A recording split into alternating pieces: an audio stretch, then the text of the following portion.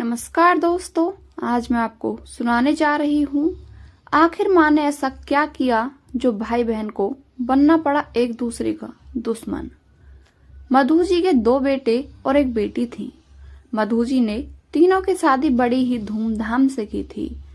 एक दिन मधु जी की अचानक मौत हो गई। ये खबर सुनकर सब दंग रह गए। शोक सभा का आयोजन किया गया। कंपनी के लोग, रिश्तेदार और जानने वालों से हॉल खचाखच भरा हुआ था। लोग पुष्पांजलि के साथ उनको श्रद्धांजलि भी समर्पित कर रहे थे। पूरे विधि विधान से मधु जी की अस्थि विसर्जन की गई। पिछले कुछ दिनों से राशि जी का माँ जी के पास आना जाना ज्यादा बढ़ गया था। वह ज्यादातर समय माँ जी के कमरे में ही रहती थीं और दोनों आपस में विचार करती रहती थीं। बड़ी बहू अलका और छोटी बहू आशा से उन लोगों के बीच बार बार की आपसी मुलाकात के साथ उन दोनों के बीच होने वाली बातचीत, विशेष रूप से वह भी फुसफुसाहट में, अलका को चिंता में डाल दिया था। यह तो पता था कि दोनों के बीच कुछ बड़ा पक रहा है।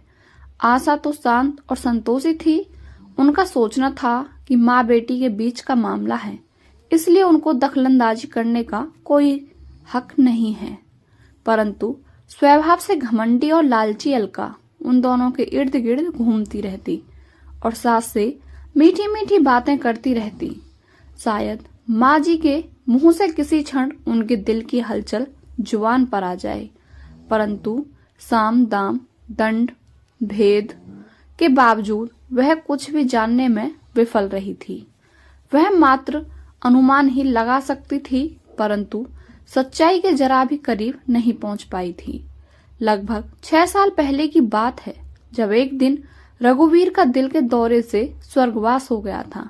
मधु जी कुछ महीनों तक तो दुखी होकर मौन बनी रहीं, परंतु फिर शोरूम के बिगड़ते हालात को देख उन्होंने अपने शोक को तोड़ दिया और पति के ऑफिस की कुर्सी पर विराजमान हो गईं।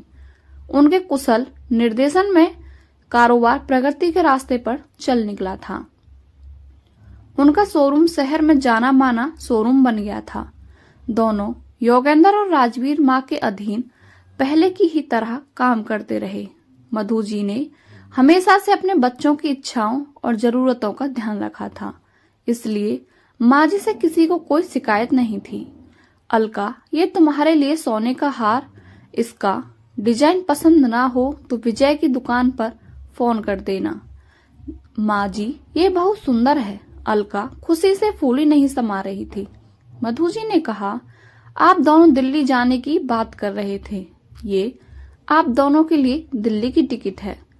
8 दिनों की बुकिंग है। मैंने योगेंद्र को भी ऑफिस से छुट्टी दे दी है। अलका खुश होकर बोली, माँ जी, आप सबके मन की बात कैसे जान लेती हैं। उन्होंने आगे बढ़कर उनके पैर छूकर अपनी खुशी जाहिर की थी।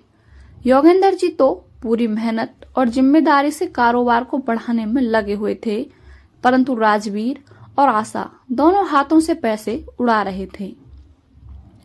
राजवीर को घूमने का चस्का था तो आशा को शॉपिंग का और दोस्तों के साथ बड़ी बड़ी पार्टी में जाने का शौक था। योगेंद्र ने जब भी राजवीर से होने वाले खर्चे के प्रति आगाह किया और बिजनेस पर ध्यान देने को कहा, घर का माहौल तनावपूर्ण हो गया। उन्होंने माँ जी के सामने अपने दिल के गुबार को रखा था तो उन्होंने कह दिया कि राजवीर के अंदर बचपना है, जरूरत पड़ने पर वह समझ जाएगा। तुम परेशान मत हो, मैं उन दोनों से बात करूंगी। लेकिन वह स्वयं भी उसकी हरकतों से परेशान थी, क्योंकि वह उनकी भी नहीं सुनता था। रघुवीर जी ने अपनी लाडली बेटी की शादी बहुत ही धूमधाम से जाने माने घर में मनोहर के बेटे तनुज से की थी, परंतु शीघ्र ही उन्हें मालूम हो गया था कि वह लालची लोगों के बीच में फंस गए हैं। परंतु बेटी की खुशी के लिए वह उनकी मांगों को चुपचाप पूरा करते रहते थे। जब पिता नहीं रहे तो उन्होंने मधु जी को अपना शिकार बनाया और आए दिन उनके सामने अपनी मांग को लेकर झोली फैलाकर बैठ जाती। परंतु माँ जी ने बेटी की लालची हरकतों के विषय में बेटों को कभी भी हवा नहीं लगने दी और यही वजह थी कि योगेंद्र बहन के लालची स्वभाव के विषय में बिल्कुल अनजान थे। इन दिनों मधु जी यहीं पर रह रही थीं और अलका ने गौर किया था कि राशि के साथ घुट घुट कर बातें हुआ करती थीं।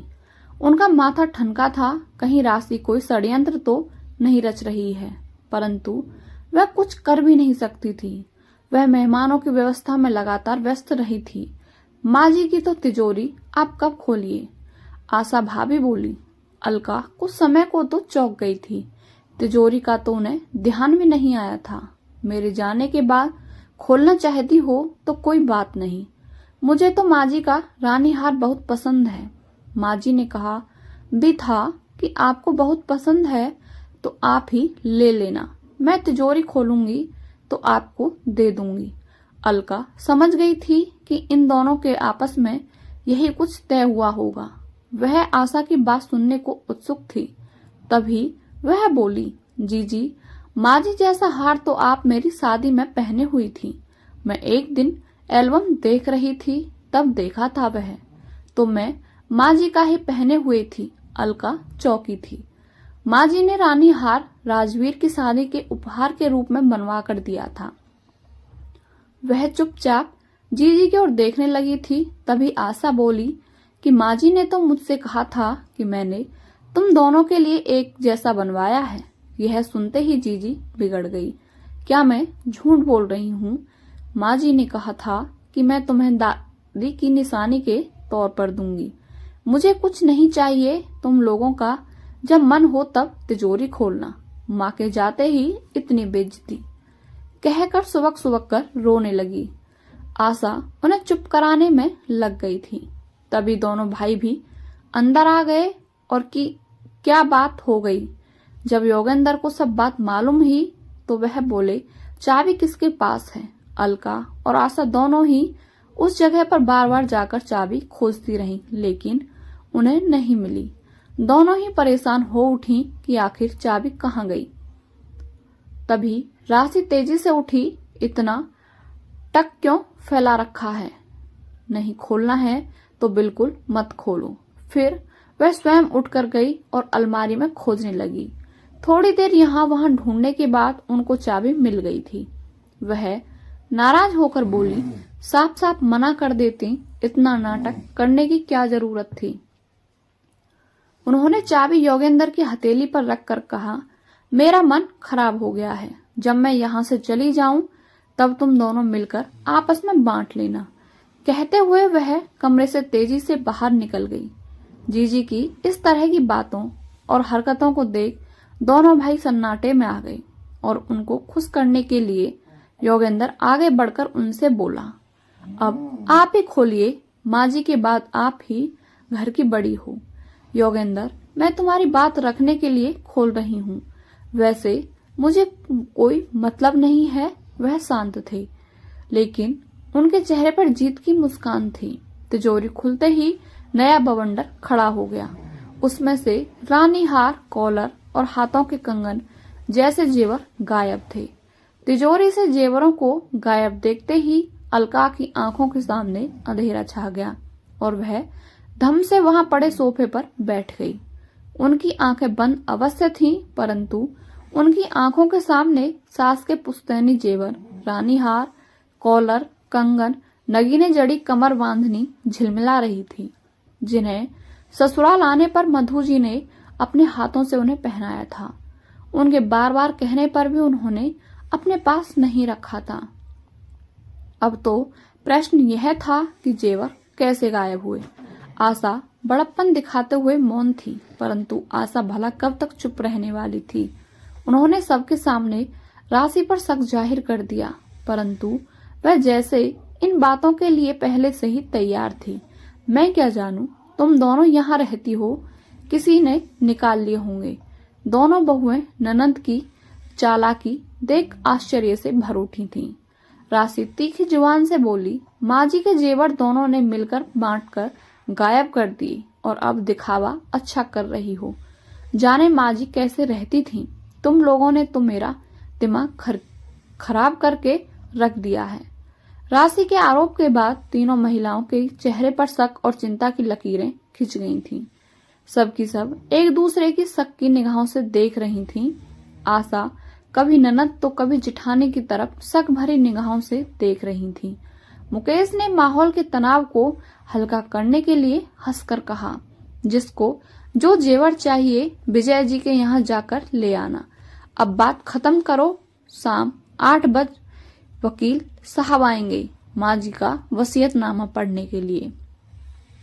माँ जी की इच्छानुसार ही बंटवारा होगा। योगेंद्र का कहना था कि बंटवारे की क्या जरूरत है, जैसे चल रहा था वैसे ही चलता रहे, क्योंकि वह ऑफिस की जिम्मेदारियों से बचना चाहता था। परंतु दूसरे दिन 12 लाख रुपए इधर से निकालकर उसने अपने ससुराल वालों के साथ मिलकर एक नई कंपनी बनाई है। अब वह उन पैसों को अपनी व्यक्तिगत संपत्ति बताकर अपनी बताता है, जिस वजह से माँ जी के सामने से दोनों के बीच आपस में विवाद चल रहा था। वकील पंकज त्रिपाठी आए और कागजों की जांच पड़ताल हुई, परंतु बंटवारे के विषय में उन्होंने कोई भी वसीयतनामा नहीं तैयार करवाया था। इसलिए यह सुनिश्चित हुआ कि लगभग 50 करोड़ की संपत्ति, जिसमें अचल चल, फैक्ट्री, आलीशान कोठियां, ज्वेलरी, शेयर्स आदि सभी कुछ के 3 बराबर हिस्से उनके तीनों बच्चों के बीच में बांटे जाएंगे। 95% शेयर मधु जी के थे और 5% दोनों बेटों के बच्चों के नाम थे, इसलिए उनका बंटवारा नहीं होगा। राशि के चेहरे पर गुस्सा नजर आ रहा था। यह एक कटु सत्य है कि धन या प्रॉपर्टी हो तो वाद विवाद और मनमुटाव होना सुनिश्चित है, क्योंकि सभी पक्षों का संतुष्ट होना संभव है ही नहीं। इस संसार में धन एक ऐसी चीज होता है, जितना भी हो वह कम ही लगता है। वकील साहब चले गए थे, परंतु जीजी के चेहरे पर तनाव स्पष्ट दिखाई पड़ रहा था। राशि जीजी चुप थी, मानो मन ही मन वह योजना बना रही है। वह और मुकेश जीजाजी अपने घर चले गए। दोनों भाई अपने अपने ऑफिस और काम में बिजी हो गए थे।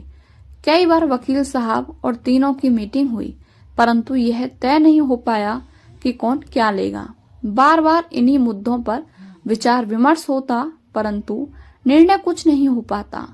कभी योगेंद्र नाराज होकर मीटिंग से चले जाते, तो कभी राशि नाराज होकर बोली, अब कोर्ट में ही मिलेंगे। राजवीर ने बीच विचार करके मामला सुलझाने का प्रयास किया, परंतु फिर भी वह तैस में बोले, ठीक है, अब कोर्ट में ही तय होने दो। इस तरह से लगभग 2 महीने बीत गए थे। कुछ भी तय नहीं हो पा रहा था। अभी पूरा परिवार शोक से उबर नहीं पाया था कि राशि जीजी के वकील का नोटिस दोनों भाइयों के नाम आया कि माँ मधु जी की वसीयत के अनुसार पूरी जायदाद और बिजनेस को राशि और मुकेश सिंह के नाम कर दी है। दोनों भाई बतौर मैनेजर की तरह काम करते रहेंगे, परंतु मालिकाना हक राशि का होगा। नोटिस देखते ही दोनों भाइयों के होश उड़ गए। परिवार के सभी सदस्यों के माथे पर चिंता की लकीरें स्पष्ट दिखाई पड़ने लगीं। एक प्रश्न चिन्ह सबके मन में खड़ा हो गया कि जीजी ने ऐसा क्यों किया। माँ जी ने कभी ये वसीयतनामा तैयार करवाया, उन सबको हवा भी नहीं लगने दी। योगेंद्र का कहना था कि यह मुकेश के खुरापाती दिमाग का खेल है। उन्होंने हम सबके खिलाफ साजिश रची है। सबके मन में शंका के बीज पेड़ बनकर लहराने लगे थे। शांत योगेंद्र भी भविष्य के प्रति चिंतित हो उठे थे, परंतु सीधे स्वभाव के योगेंद्र जी ने राशि के सामने कभी जुबान तक नहीं खोली थी, क्योंकि उन दोनों में उम्र में काफी अंतर था। इसलिए वह बहुत परेशान से हो गए थे। राजवीर नाराजगी भरे स्वर में बोले, जीजी को तो पहले ही पता, पिताजी दहेज में फैक्ट्री और जाने क्या क्या दे चुके हैं, इसलिए उनका तो अब कुछ भी मांगने का हक नहीं बनता। हम कोर्ट जाएंगे। मुकेश ने माँ जी से अनजाने में साजिश रचने के लिए उनसे साइन करवा लिए होंगे। संपत्ति ने सबके मन में जहर बो दिया था।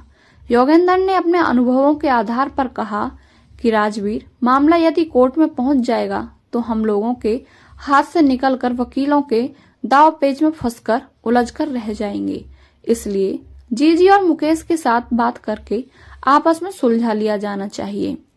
अधिक इस विषय में परिस्थिति क्या करना चाहिए, इस बात को लेकर सभी परेशान हो गए थे और आपस में सब लोग बैठकर विचार विमर्श करते रहते, परंतु कोई उपाय नहीं समझ आ रहा था।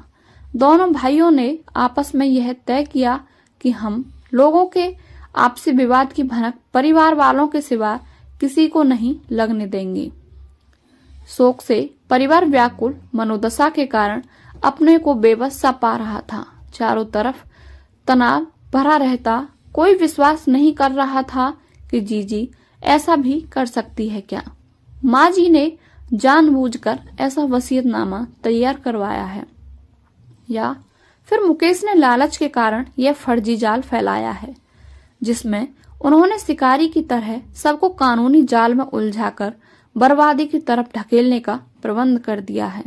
योगेंद्र मानसिक रूप से बहुत तनाव में थे। उन्होंने जीजी को सदा माँ की तरह सम्मान की दृष्टि से देखा था और मुकेश ने तो सदा नाराजगी के कारण यहाँ से दूरी ही बनाकर रखी थी। आपसी बातचीत में 1 महीना बीत चला था। जीजी अपनी बात पर अड़ी हुई थी कि माँ जी सारी संपत्ति उनके नाम करके गई है, इसलिए दोनों भाइयों को उनके मैनेजर की तरह ही काम करना होगा। योगेंद्र को गुरु के रूप में आशा की किरण दिखाई दी। वह राजवीर को अपने साथ लेकर बहुत उम्मीद के साथ गुरुजी के पास पहुंचे। क्या बात है बेटा, तुम्हारे माथे पर चिंता की लकीरें? क्या माँ जी के अचानक छोड़कर जाने को नहीं सह पा रहे हो? इस संसार में जो आया है उसको तो जाना ही है और ये ही सत्य है, उससे क्या घबराना। गुरुजी, अब आप ही हम लोगों की समस्या का निवारण कर सकते हैं। राजी जी का कहना है कि वह दोनों मैनेजर की तरह उनके ऑफिस में काम करेंगे और वह माँ जी की जगह मालिक बनकर रहेंगी। आप उन्हें समझाइए कि बराबर हिस्सा लेकर मान जाएं, परंतु सातिर जीजी महाराज की जी को भी अपनी तरफ मिला चुकी थी।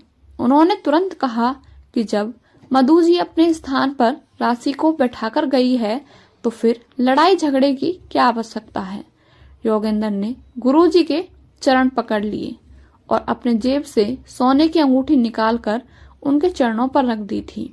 अंगूठी पर निगाह पड़ते ही गुरुजी का स्वर नरम हो उठा। योगेंद्र और राजवीर, तुम दोनों को तो मैंने गोद में खिलाया है, इसलिए तुम दोनों मेरे पुत्र की तरह हो। भाई बहन में आपसी विवाद नहीं होगा तो कहाँ होगा। मैं राशि को समझाने की कोशिश करूंगा, आगे प्रभु की इच्छा। दोनों भाई गुरुजी की बातों से संतुष्ट नहीं हुए थे। राजवीर को गुरुजी से बहुत उम्मीद थी, परंतु अब वह भी टूट रही थी। परंतु जिस प्रकार इंसान आखिरी सांस तक जीवन की आशा लगाए रहता है, वैसे ही उम्मीद की किरण लगाए हुए थे कि शायद जीजी गुरुजी की बात मान जाए। योगेंद्र आपसी विवाद की बात जितना छिपाने की कोशिश करते, राशि जीजी उतना ही उछाल रही थी। गुरुजी अपने चेलों के साथ आए। दोनों भाइयों ने उनकी सेवा में जी जान लगा दी।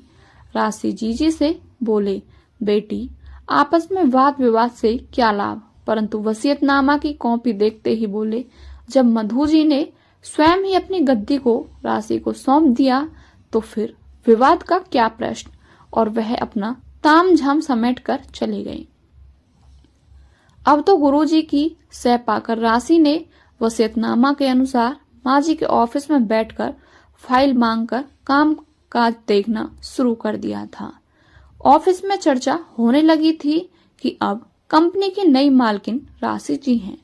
योगेंद्र और राजवीर ने मामले को परिवार के अंदर ही सुलझाने के लिए परिवार के बुजुर्गों और बड़े लोगों को बुलाकर सुलझाने का प्रयास किया, लेकिन वहां पर राशि सौदेबाजी पर उतर आई। मुझे तो माँ जी की इच्छा का सम्मान करना है, मुझे पैसे का कोई लालच नहीं। मेरे लिए तो जैसा मेरा आर्य वैसे ही राजवीर। फिर झट से वह सौदेबाजी पर उतर आई। कभी 15% तो कभी 30% तो कभी 40%। वहां पर सभी लोग रंगे सियार की तरह बदलते बयान को सुनकर परेशान हो गए थे। राजवीर इतनी देर से चुपचाप सारा नाटक देख रहे, उनसे रहा न गया और वह गुस्सा होकर आपे से बाहर हो उठे थे। जी 40% तो आपको वैसे ही मिल रहा था, लेकिन आपकी तो नीयत ही खराब है। आप तो सारी संपत्ति पर नाक की तरह बैठना चाहती हैं।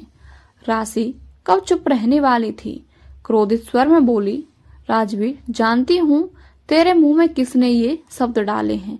मैं आशा को बहुत अच्छी तरह से जानती हूँ कि वह कितनी लालची और चालाक परिवार की है। योगेंद्र और अलका ने राजवीर और आशा को वहां से हटाकर अंदर कर दिया। राशि बोली, योगेंद्र, आखिरी बार तुमसे कह रही हूँ कि कोर्ट से बाहर मामला तय कर लो, नहीं तो यदि कोर्ट के चक्कर में पड़ गए तो तुम दोनों दाने दानों के मोहताज हो जाओगे। दोनों पक्ष अपनी अपनी बात पर अड़े हुए थे, कोई भी झुकने को तैयार नहीं था। राशि और मुकेश ने माँ के ऑफिस में मैनेजर और स्टाफ की मीटिंग बुलाकर अपने को मालिक बताकर फाइल मंगाकर घरेलू विवाद को जग जाहिर कर दिया था। योगेंद्र और राजवीर को राशि जीजी की हरकतें असहनीय लगी। उन्होंने एक बार फिर से जीजी के साथ समझौते की पहल की, परंतु जीजी कुछ भी सुनने को राजी नहीं थी। योगेंद्र को 100% यही विश्वास था कि वसीयतनामा या जोर जबरदस्ती लिखवाया गया।